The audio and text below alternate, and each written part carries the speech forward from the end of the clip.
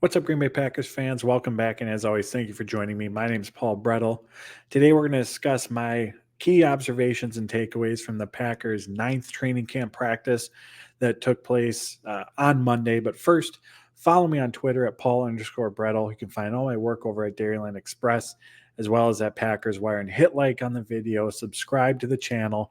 I do greatly appreciate it. So now let's dive into my takeaways. What I'll first say is that this practice was a bit shorter, about an hour 20 or so, and the last few have been around the 2 hour mark.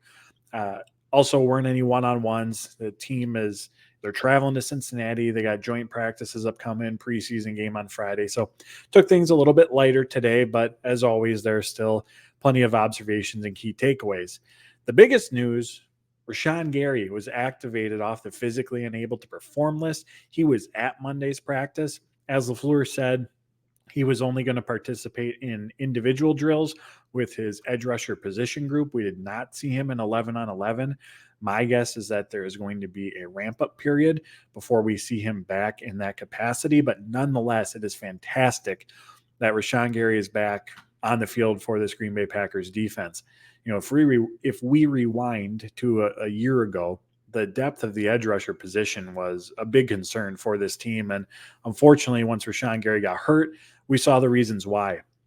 In terms of getting after the quarterback, the edge rusher group and just the Packers defense in general was really inconsistent.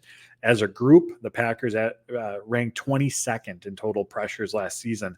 The edge rusher position, again, as a whole, also needs to really improve its how they hold up against the run. And again, that was another area that Rashawn Gary was good at. He after week 9, his final game of the season, he ranked third in pass rusher and win rate. He ranked fifth among edge rushers in run stop rate. He was one of the most productive edge rushers in football up until that point. So obviously, this group is going to get a huge boost with him back on the field.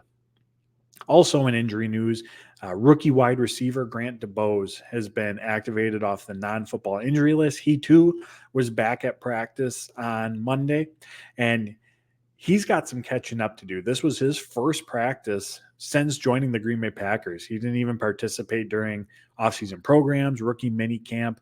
Matt LaFleur has said that even the most studious individuals off the field, they need those reps in practice to really ingrain what's being worked on. So he's going to be playing catch up.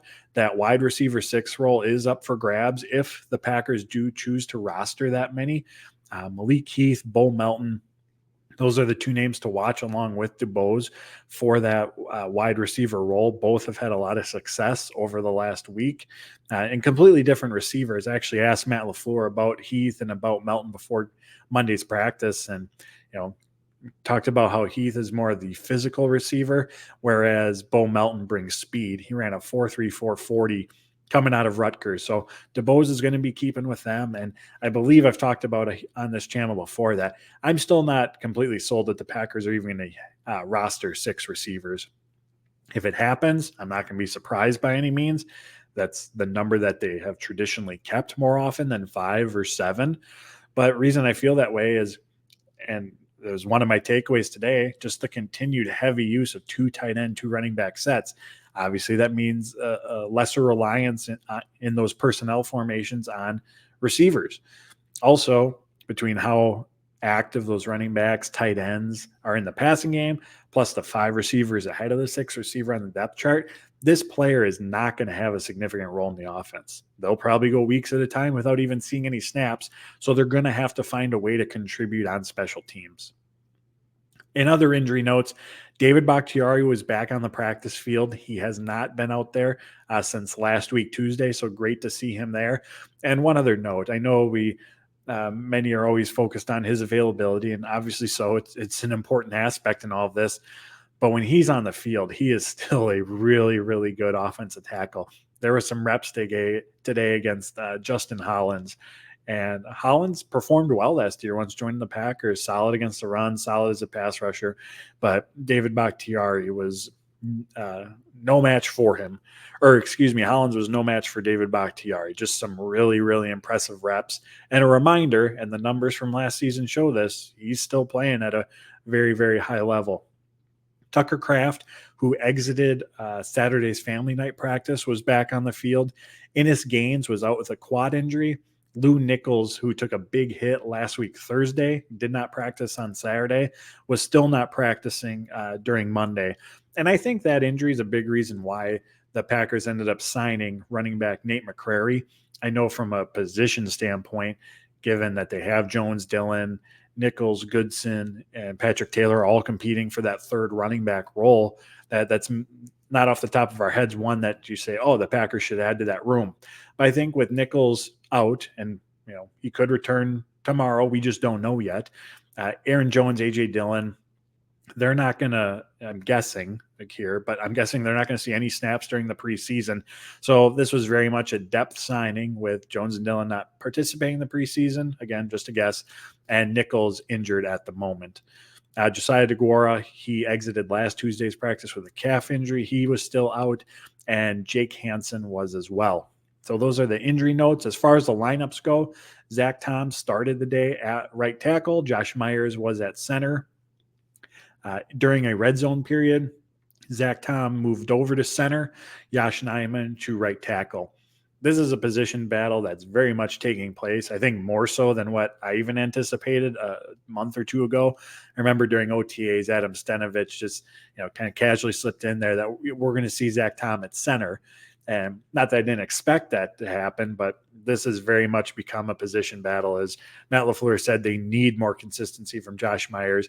The snap exchanges between him and Jordan Love have been rocky at best. There's been 3 balls between those two that have been put on the ground. And one piece of information or nugget from Brian Gutekunst that continues to stick with me, he mentioned earlier this offseason that when they were evaluating Zach Tom prior to the draft, they thought that center was his best position. And I think I've said this here before, but when it comes down to it, where's the biggest gap? Where's the biggest talent gap that Zach can make up between him and Myers at center, between him and Nijman at right tackle? Because offensive line, it's the sum of the parts. You can have a really good left side, but if the right side's not good at all, chances are the entire offensive line unit's not going to fare too well either. So where does he make up the biggest talent gap? And honestly, right now, I think it might be at center. I wouldn't be surprised. And if you ask me what do I think is going to happen week 1, that's the direction I'm leaning. Tom at center, Nijman at right tackle for week 1 in Chicago. Now, of course, I always have to add the caveat that there's still joint practices that are upcoming. There's still preseason games. There's still a lot to be decided. But center, right tackle, Zach Tom has handled himself very, very well. At safety, Jonathan Owens for a third practice in a row was starting next to Darnell Savage. But as LaFleur said, there's going to be a rotation. We saw that pretty quickly. Darnell Savage was rotated out after he made an interception off Jordan Love. We'll get to that here in a second.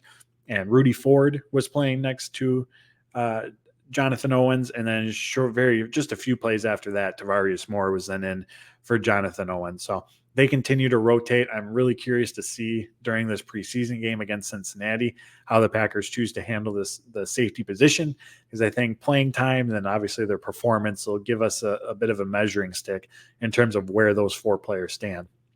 Other lineup notes, Carrington Valentine was starting with the ones in place of Jair Alexander. So guessing that's telling us that we're going to see Carrington Valentine starting in Cincinnati on Friday, and we're not going to see Jair, which again, not shocking by any means. Also, Patrick Taylor saw his share of snaps with the ones as well. Matt LaFleur said last week that to help determine who's going to be running back 3, Taylor's going to have a game where he's featured, Goodson's going to have a game where he's featured, and Nichols is going to have a game where he's featured. So perhaps the Cincinnati game, first one up, is going to be the game where we see the most of Patrick Taylor. Now, on to some of the action on the field. Anders Carlson was 5 for 6 on the day. That puts him at 29 for 42 since training camp started. And we know he has a powerful leg, and it was on display again today. The wind was coming in towards Carlson and from the right, but from 50, 51, 52, 53 yards, he was clearing the crossbar with ease. He absolutely has the power, but as Matt LaFleur said, and as we've seen over the last week, it's about consistency. And today he was pretty consistent, 5 of 6, building off of a very, very good performance during family night. On those field goal attempts, Daniel Whelan Pat O'Donnell were the ones holding for him. For what it's worth, Whelan was the holder on the one that Carlson did miss. Speaking of power, as well as Daniel Whelan, he packs a lot of it. Booming punts today, especially when he had that wind at his back. There's obviously a lot more that goes into the punter position, but if it was based off of pure power, he's definitely got the leg up, pun intended, on Pat O'Donnell in that regard. But as I've mentioned here before, the holding aspect is the part of it where I still tend to lean towards O'Donnell, the having a rookie kicker, having a rookie holder in a season where points, at least early on, are likely to be at a premium. I mean, that's a bit of a risky move.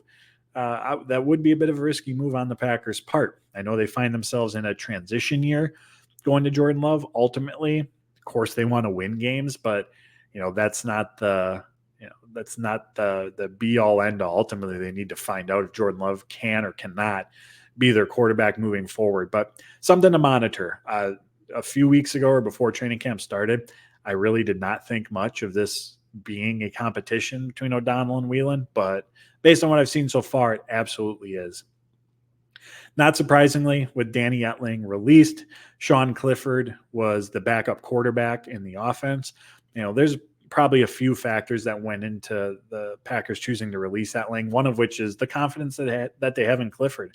And I can say from what I've seen, going back to offseason programs through training camp here so far, he has made steady improvements. Not that there aren't areas to improve upon, because there absolutely are, but we're seeing that progression from him, along with the confidence that they have in Clifford. Matt LaFleur has talked about on a few occasions how it's just really difficult to get four quarterbacks, especially four inexperienced quarterbacks, the practice reps that they need to, ingrain what they're working on, to get that valuable experience, to implement what's being taught or worked on with the coaching staff. So I think that was a factor as well.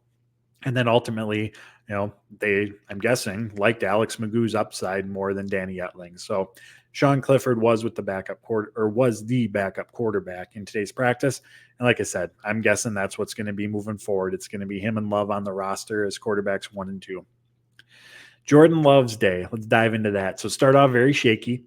I mentioned that interception from Darnell Savage. It was on an in-breaking route intended for Romeo Doubs. Just speculating here. I'm guessing that Love maybe didn't see Savage. Savage read the play, read the route, read Love's eyes very, very well, jumped it, came away with the interception, and probably would have been a pick six during a live game. So really, really nice play from Darnell Savage there.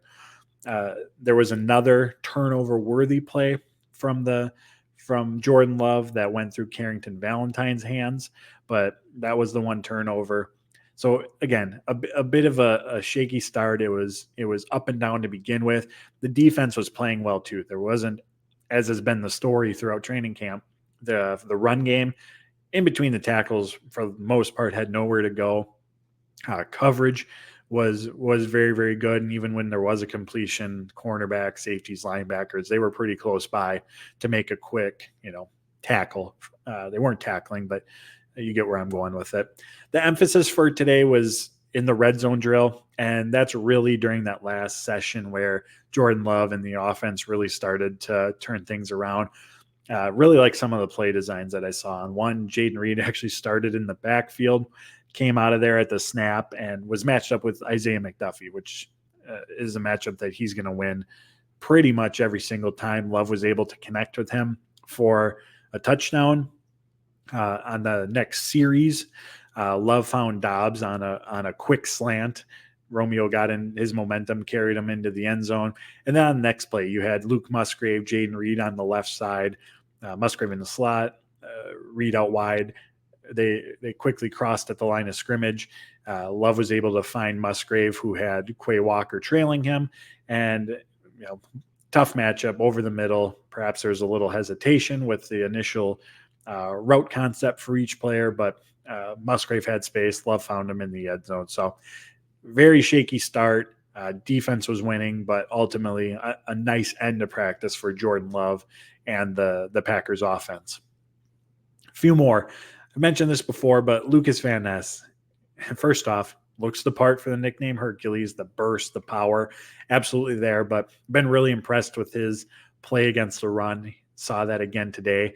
There was one where he was able to set the edge, forced the ball carrier back inside. Another play identified that it was a run, looped around, filled the gap.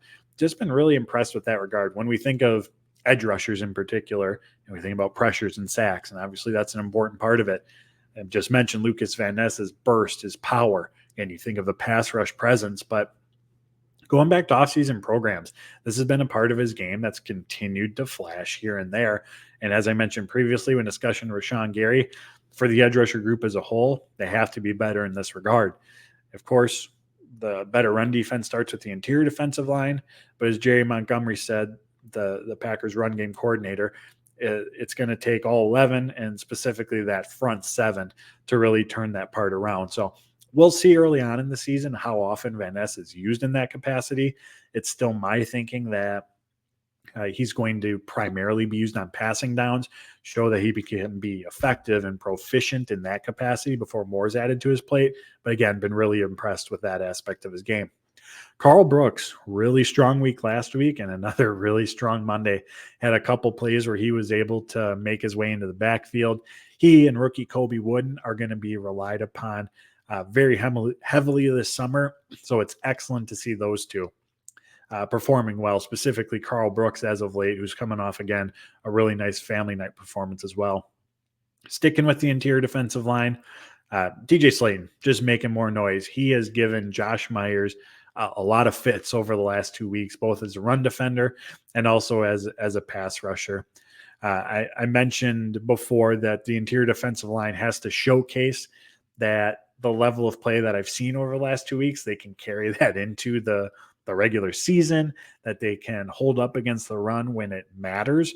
But I've been really impressed with this group. Their play against the run, as I mentioned earlier, it's been really tough running between the tackles for the Packers this summer. Just the speed of this group, how quickly they get into the backfield, flowing sideline to sideline.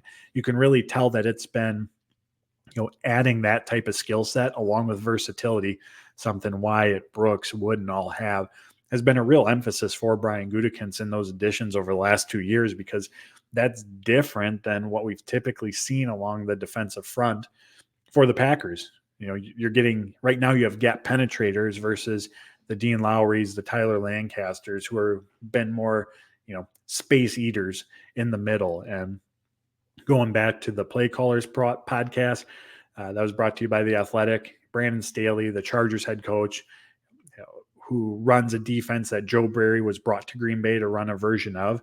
He talked about on that podcast how important speed and versatility is to his scheme along the defensive front. I feel like we're really seeing that in action. Another component to that speed, I talked to TJ Slaton after family night, asked him if he felt that speed, if it felt different than years past. And he said that a big emphasis right now with Jerry Montgomery is just their get off. And that's something they're really focusing on. And that too is playing a factor in just how fast this group looks overall. But been really impressed with them so far. But like I said, they're going to have to prove it and show us that they can play at that high level when it matters. I did a recent Q&A article over at Packers Wire, just again discussing what I've observed through training camp so far.